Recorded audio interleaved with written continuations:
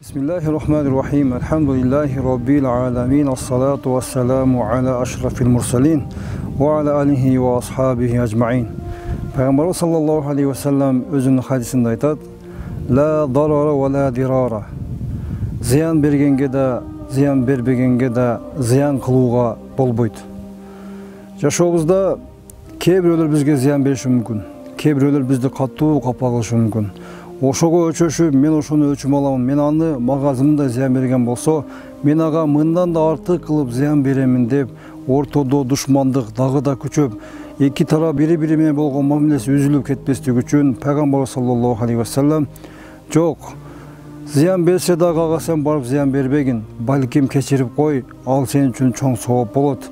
Эгерде бирөөгө барып жөн жайдан эле ага зыян бербегин, ал адамдын зыяны балким сенин кийин урпагыңа тийиши мүмкүн деген бир маанини эске алып, Пайгамбар саллаллаху алейхи ва саллям бирөөлөргө зыян бербегин, бирөөлөр менен душман болбогун деген маанини өз ичине камтып, ушул хадисти бизге айтып жатат. Андыктан, урматтуу мусулман тууганым, бирөөлөр менен кандайдыр бир келишпестик болгон болсо, бизнесиңизде, жашооңузда аны менен өч алуу үчүн душмандык кылып, кайрада душмандыкты күчөтүп, зыян берем деп, зыян менен жооп кайтарам деп, ортодо душмандык күчөтпөңүз. Балким кечирип коюңуз.